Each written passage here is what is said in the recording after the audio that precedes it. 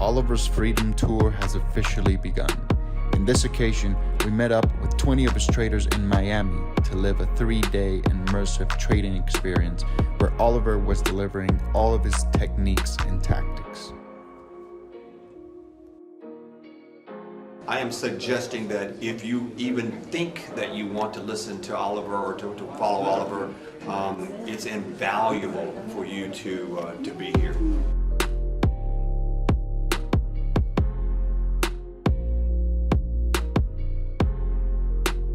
I would recommend it to anybody that's interested in trading. It's hard to top seeing something live. You can get a lot of information online, and there's nothing wrong with that, but seeing it live just takes it to the next level.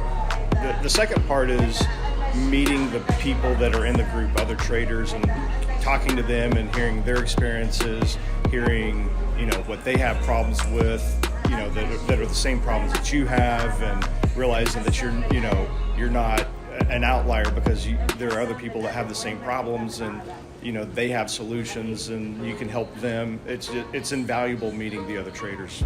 I'm probably more pumped up now than I have been and since I've been starting this, and so yeah, absolutely. I honestly believe that if I apply the methods and get the psychology, the mental part of what Oliver talked about and discussed, absolutely, I honestly believe that I can be profitable.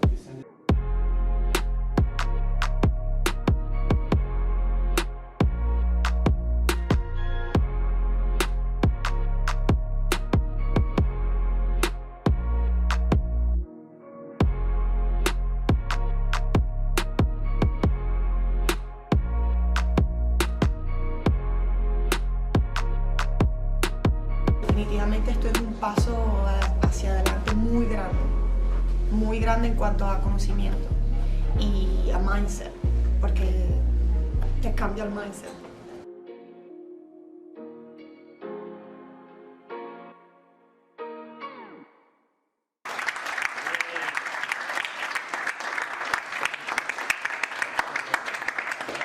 Boom! That was a good one. Losing trades at the highest level of our art, that our art called trading, losing trades become tools that the artful trader uses. It's almost like pain. Like if our body did not send a signal to us that our flesh is on fire, you've moved your arm on a flame on the stove, and the brain sends a message in the form of pain, get your arm off the fire. If that pain did not exist, your arm would stay on the fire because you wouldn't know that it's there, and you would do greater damage. So pain being the equivalent of a losing trade, losing trades can give us signs that, listen, wait a minute. I'm tiptoeing in a market environment that perhaps maybe I shouldn't be tiptoeing in this area right now. That's nothing wrong with that. At the highest level of our art, the losing trades become our signs of pain. Move your arm, go to a different area, pick a different sector. This stock is just not ripe at the current moment. We want those signs, because if we didn't receive these pain signals, we wouldn't know when or how to adjust. But to get to your question more specifically, here's how you do this. And I wrote a section of this in my first book entitled Tools and Tactics of the Master Day Trader. There's an entire section on this that basically details how you should dissect your losing trades and what you should do with these dissected losing trades. And it goes something like this. There are two broad categories: trades that are not the result of mistakes that you've made, and trades that are the result of mistakes that you've made. So if you're testing out an approach or a system, this is what you do. You take a piece of paper, all right, and what you do is every time you have a losing trade, I want you to determine whether or not the loss, you have to crack that loss open, as it were, and to determine was a mistake made by me. Did I enter this trade too soon? Did I anticipate instead of taking the entry that was designed, that I was specifically designed with this approach? Did I enter too soon? Did I anticipate? That's a mistake. Did I enter too late? Did I hesitate? Did I want so much confirmation that I actually wound up chasing because I entered too late?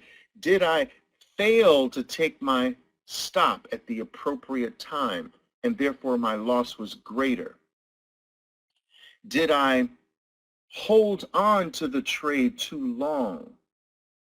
Did I exit the trade too soon? There are a variety of different mistakes you can make within a trade. But each mistake you make, I want you to open up a category on your piece of paper. So I want you to say, okay, entered the stock too soon. I want you to write that, entered the stock too soon. And then if you make another mistake like failed to take my stop, that's a different line. Write that in on a different line, failed to take my stop. And then let's say there's another mistake. You say, I held on to this stock too late, too long. So I held on too long. That's a third category. Now, you're going to find that as you start to categorize your mistakes, you're going to get losing trades where you made no mistakes. We don't care about those. Nothing has to be categorized with a mathematical loss. But the ones that are the result of a mistake or a mistake that you have spotted within a trade, you open up a category. Now you're going to find that as you start to categorize these mistakes, that one category is going to actually get more action than all your other categories of mistakes. And maybe that one is, I'm just going to pick one, held on too long to my trade. And so let's say that each time you make a mistake, you put a check mark next to that description. Held on too late, check mark. Entered too soon, check mark. Entered too late, check mark. But held on too long has 7 check marks, and all your other categories have 1 or 2. What you have just identified your deadliest demon. You've identified the flaw in your approach, the flaw in your trader's makeup, your trader's DNA. You've discovered the #1 flaw that is snuffing out your future profitability. I'm just constantly telling my traders, listen, your future gains are inside of your current losses. Crack them open, dissect them. If you open up a losing trade, you're going to find your future winner. Your future winners are hiding inside of your losing trades. Most people don't even want to think about a losing trade. They just want to get on to the next trade, which is a mistake.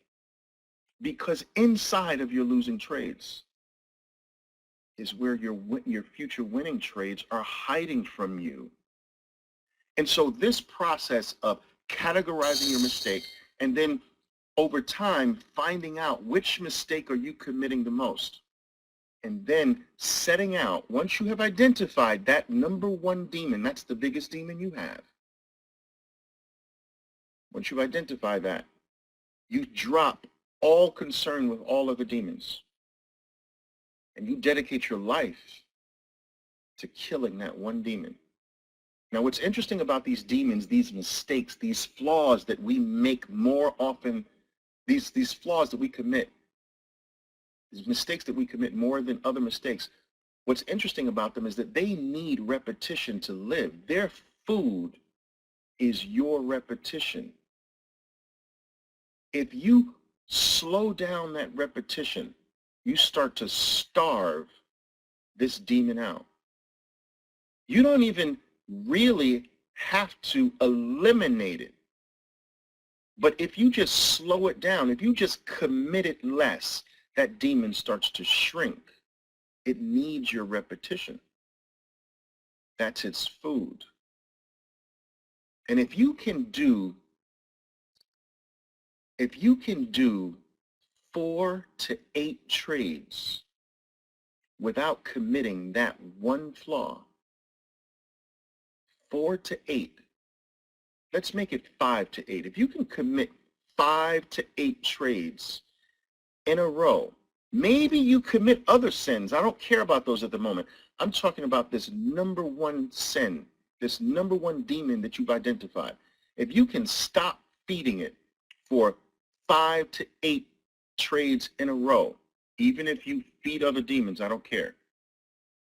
That demon is starved to the point where he won't bother you anymore.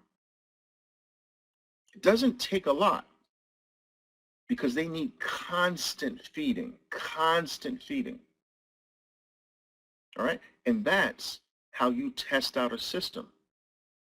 Now, how do you determine whether an approach is just, or a plan is just simply off and it's not you, it's the plan?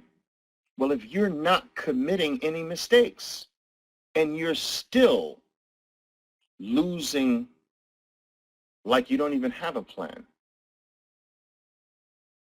if you're committing no mistakes whatsoever and you're still losing like you have no plan, your plan needs to be adjusted. Does that make sense?